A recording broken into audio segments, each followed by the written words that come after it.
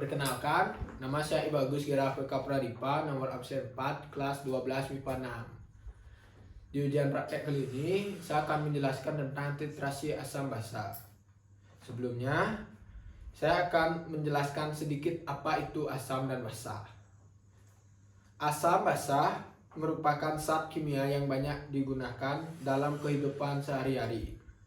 Asam adalah suatu zat larutan asam yang memerahkan lakmus biru dan menetralkan basa. Larutan asam memiliki pH kurang dari 7 dengan nilai pH yang lebih rendah sesuai dengan peringkat kesamaan. Sedangkan basa adalah suatu zat yang rasanya sangat pahit, licin, membirukan lakmus merah, dan menetralkan asam. Basa memiliki pH lebih dari 7.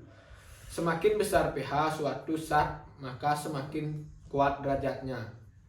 Titrasi asam basa adalah suatu metode penentuan konsentrasi suatu asam atau basa. Jadi misalkan ada sesuatu larutan yang asam yang tidak diketahui konsentrasinya, itu tidak perlu khawatir. Karena kita bisa menghitung beberapa konsentrasi suatu asam atau basa tersebut dengan menggunakan rumus. Ini adalah rumusnya. Ma kali Fa kali A sama dengan Mb kali Vb kali B. Yaitu Ma adalah konsentrasi asam, Fa adalah volume asam, A adalah valensi asam, Mb adalah konsentrasi basa, Vb adalah volume basa, dan B adalah valensi basa.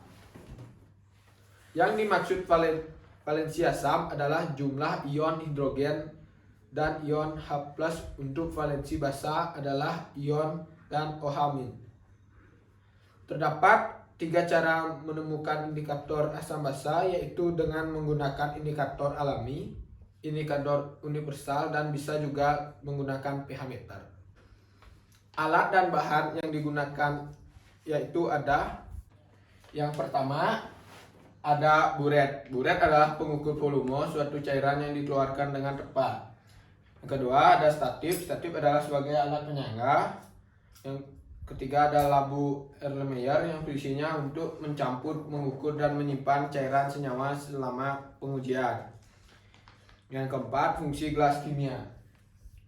Gelas kimia adalah tempat mencampur, memanyatkan cairan, mereaksikan bahan, dan membawa sampel cair dan atau padat. Gelas ukur. Fungsi gelas ukur adalah untuk mengukur volume cairan. Pipet. Fungsi pipet tetes adalah untuk memindahkan atau menambahkan larutan dari satu wadah ke wadah lainnya.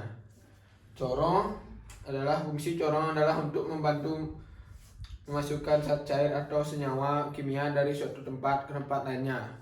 Ada juga bahan-bahannya adalah larutan standar NaOH 0,1 m, larutan HCl kali m, indikator PP, dan Aquades. Berikut cara pembuatannya. Pertama-tama, pasang baret pada statif, kemudian isi baret dengan larutan standar NaOH sampai dengan garis 0 dengan bantuan corong. Ambil larutan HCl sebanyak 5 ml dan masukkan ke dalam labu Erlenmeyer. Tambahkan 2-3 tetes indikator PP. Letakkan labu Erlenmeyer tepat di bawah baret, lalu buka keran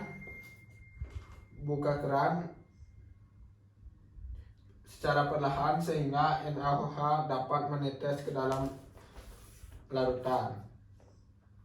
Selama penambahan NaOH, goyangkan labu Erlenmeyer agar NaOH dapat tercampur rata dan sampai terjadi perubahan warna yang paling awal, dan lakukan titrasi sebanyak 3 kali.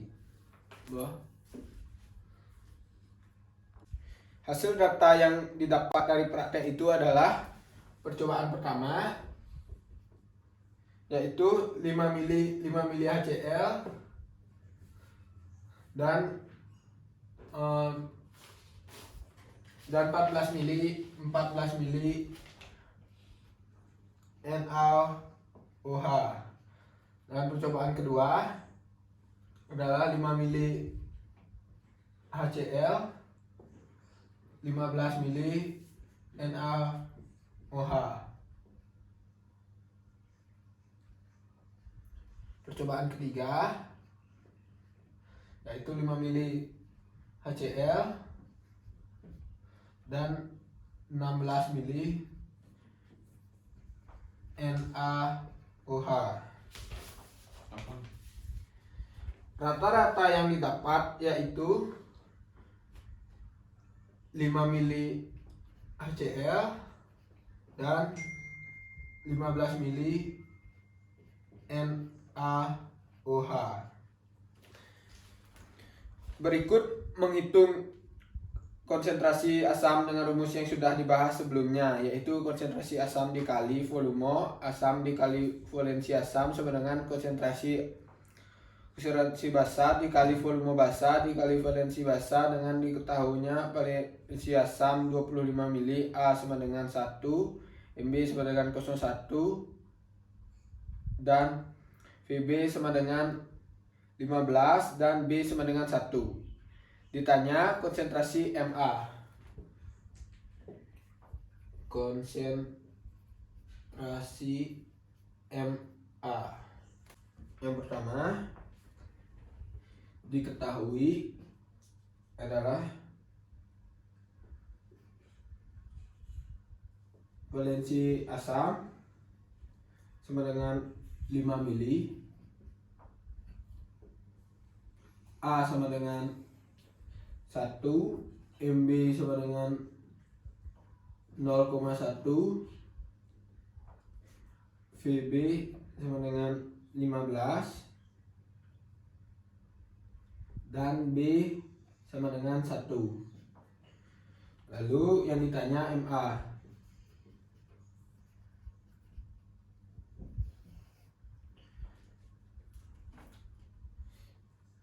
Rumusnya adalah Ma kali Fa kali A sama dengan Mb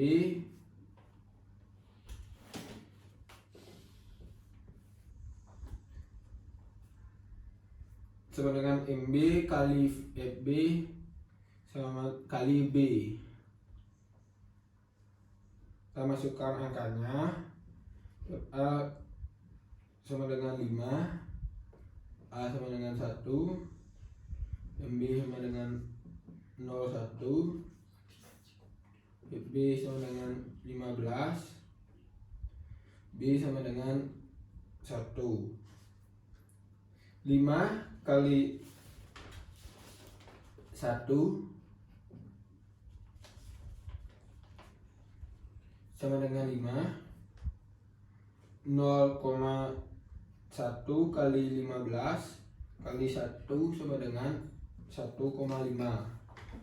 Lalu Ma sama dengan 1,5 dibagi 5 sama dengan 0,3 mili.